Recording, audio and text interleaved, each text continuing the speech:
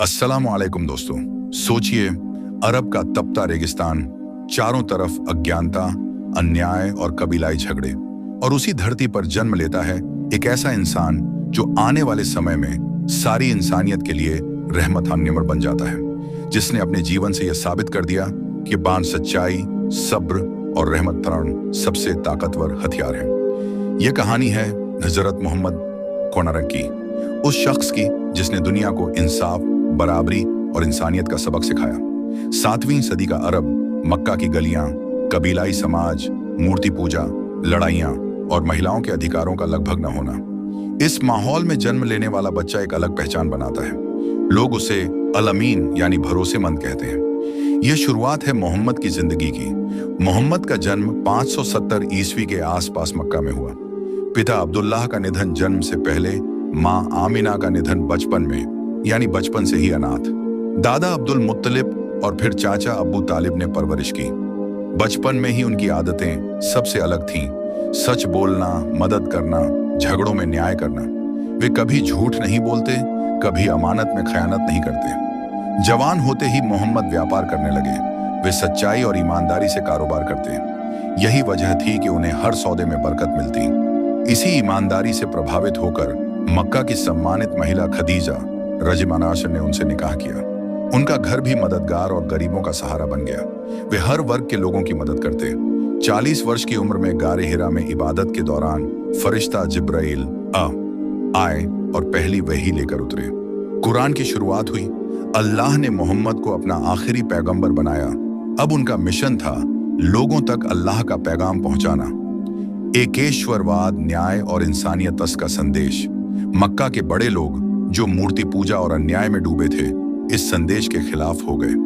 मोहम्मद और उनके साथियों को तानों, बहिष्कार, यातनाओं का सामना करना पड़ा, लेकिन उन्होंने सब्र और रहमत के साथ जवाब दिया।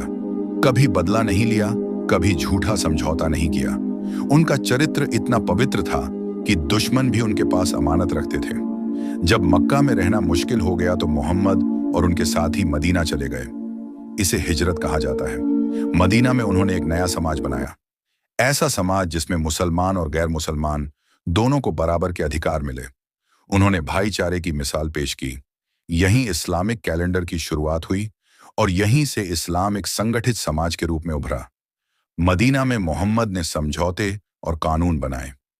अमन व शांति को सर्वोच्च महत्व, हर धर्म और जाति के लोगों को सुरक्षा, गरीबों और यतीमों के लिए योजनाएं। उन्होंने कहा, सबसे अच्छा इंसान वही है जो दूसरों के लिए सबसे ज्यादा फायदेमंद हो।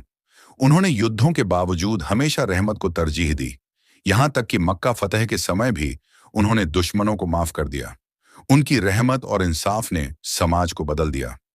हज के दौरान दिए गए अपने आखिरी खुतबे में मोहम्मद ने कहा, सभी इंसान बराबर हैं। किसी अरब को गैर अरब पर और गैर अरब को अरब पर कोई श्रेष्ठता नहीं। महिलाओं के अधिकारों को सुरक्षित करो। अमानत और ईमानदारी की राह पर चलो। यह आज के मानवाधिकार और समानता के सिद्धांतों की नींव रखता है। मोहम्मद केवल मुसलमानों के लिए नहीं, बल्कि पूरी इंसानियत के लिए रहमतुल लिल आलमीन बने। वे बच्चों से लेकर बूढ़ों तक, महिलाओं से लेकर जानवरों तक, हर किसी के साथ दया और करुणा दिखाते। उन्होंने सिखाया, नफरत का जवाब नफरत से नहीं बल्कि रहमत से दो। आज जब दुनिया में हिंसा, असमानता और भेदभाव है, मोहम्मद की शिक्षाएं पहले से ज्यादा प्रासंगिक हो गई हैं। सच्चाई और ईमानदारी सबसे बड़ा हथियार है। कमजोरों और गरीबों की मदद करना असली इंसानियत है। रहमत और इंसाफ से ही स्थायी शांति मिलती है। हजरत मोहम्मद की जिंदगी हमें बताती है कि चाहे हालात कितने भी मुश्किल क्यों ना हों, सच्चाई, सब्र और रहमत को कभी नहीं छोड़ना चाहिए।